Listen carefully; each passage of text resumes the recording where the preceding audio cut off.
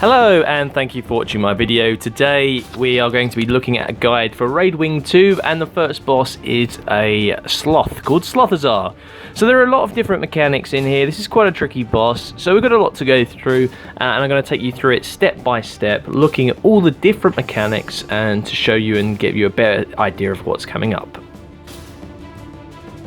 The poison field is what covers the entire map. Now the poison field will do a lot of damage to you. I wanted to show you this particular moment in one of the raids that I was actually fighting.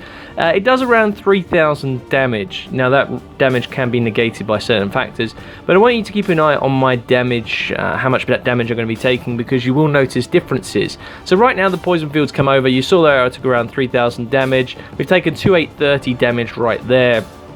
And then we take again another 2,830 damage, and at this particular point where the fight, we're actually getting, sort of 2/3 of the way through. I get feared, and you can see there again 2,830 damage. I'm trying to use my heal skill, but then again I'll take over 3,000 damage.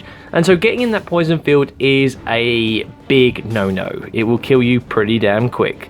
Avoid at all costs. Now fixation is a thing that happens. You can see there at the very beginning of the fight I got fixated. You have things that pop up. You have two things that will pop up and notice on the main screen that everybody can see. You'll also have this purple icon above your head, and this purple icon will also show on your sort of bar where your nourishments and your boons are taking place. And your job, if you're fixated, is that Slothasor will actually follow you. He will follow you and aggro on you. So it basically means that as opposed to the Veiled Guardian and the fight where we looked at Gorseval, this fight actually has multiple tanks. It doesn't matter about toughness. All it matters is that or whoever it is, the tank, and you'll watch here, suddenly someone else gets fixated, and that's what you've got to keep an eye on. If you get fixated, you become the tank. Now the mushrooms are a mechanic in this, which is very important to know. These imbue mushrooms, one person will take them. You'll notice that the icons on our minimap are actually where those locations are. And you'll notice that when you become this form, all your party members will be enemies. So they can do damage to you, and that is very, very dangerous and very, very key, because if a Necromancer epidemic Slothasor and you're too close, you'll get all those conditions on you and die within a few seconds.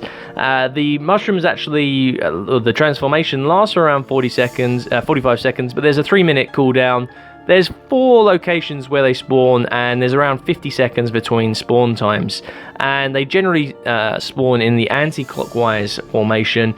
And so this idea of actually going, sort of when you become the Slubling, your job is to eat these mushrooms, clear the poison for the rest of your party.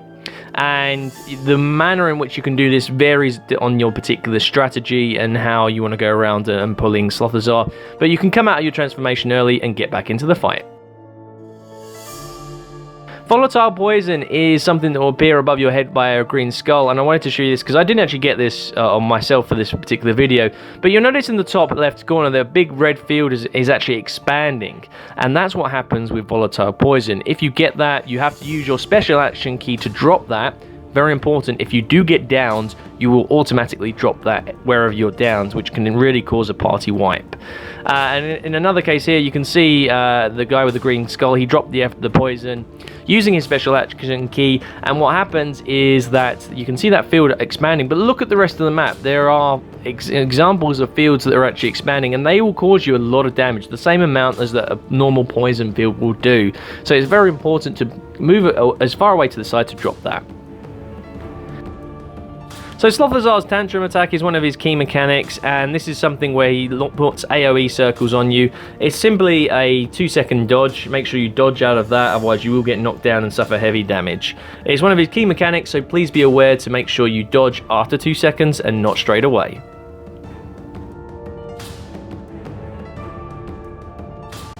His halitosis effect, or his flame breath, is very, very simple. It will do a lot of flame damage. You can see the mechanic right there. Just pay attention. The break bar is again a phase that's very, very important. You must break him as soon as possible. After you've broken him, he'll put fear on you. It's very, very important to have stun breaks, or you'll be feared into the poison field. His next attack is this Shake Wet Dog attack. Now this, again, it depends what you want to call it, but it'll be a point after 50% damage that he's taken. He will go into this phase where he will shake and launch these spores off, and they can cause vast amounts of damage. And how they do damage is via massive Condi. They do a little bit of spike damage, and these should be avoided at all costs. You can reflect them, you can double dodge them, you can avoid them, and get rid of the Condi cleanse as well. But this is a big attack that can wipe a lot of groups that are inexperienced.